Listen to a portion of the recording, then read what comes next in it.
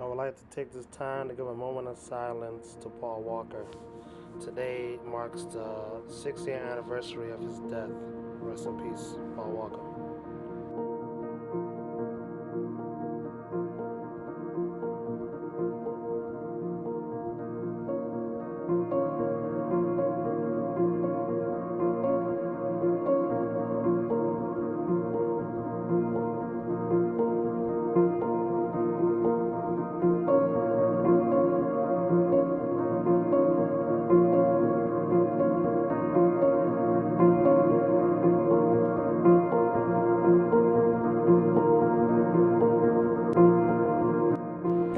So on November 7th of this year, my birthday, I took a trip to Dominic Toretto's house from the movie Fast and the Furious. Pretty cool experience, man. Just getting to see the house and where it took place. And I was able to talk to the locals, and they were just telling me how annoying it could get because people travel from all over the world to take a look at this house. And it's like every day is just congestion on that road because of that.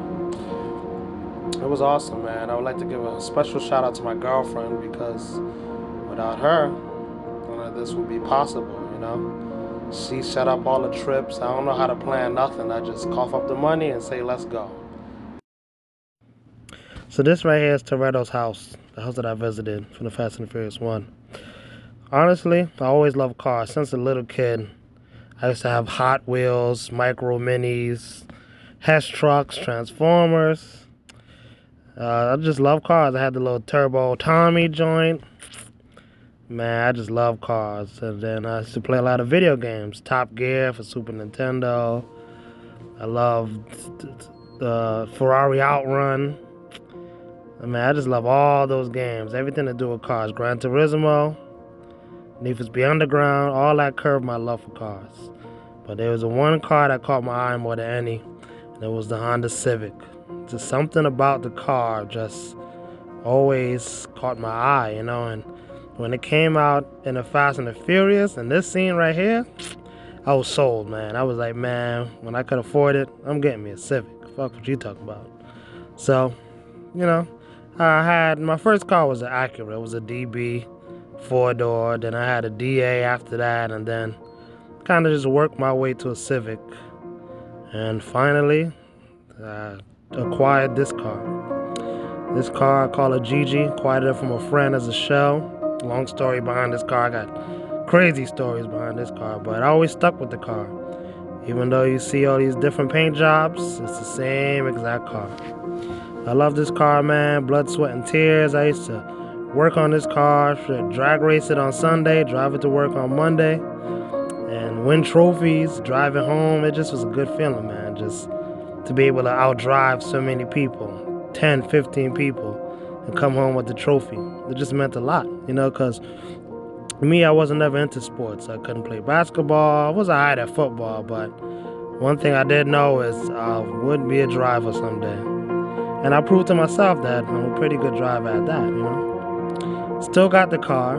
Still not one piece, but still got it. And still working on it. Still trying to improve it. And it'll be back soon. After Raceway Park closed, I don't do much racing with it anymore, but still got the car. Kind of focusing on just making it a spirited car that I just enjoy driving on the weekends.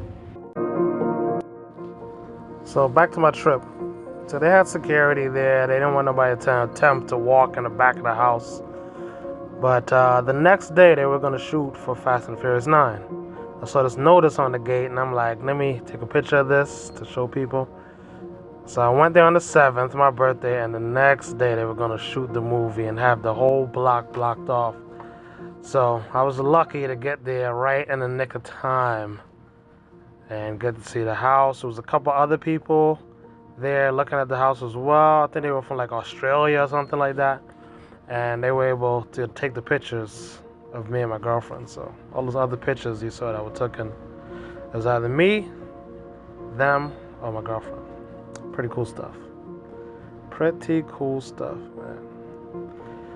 I would just like to thank all my friends and family and whoever watched this video. all the Honda heads, everybody, man. Just thank you all for taking the time out to watch this video. Once again, rest in peace, Paul Walker. We love you, and we miss you dearly, man. Sad to see you go.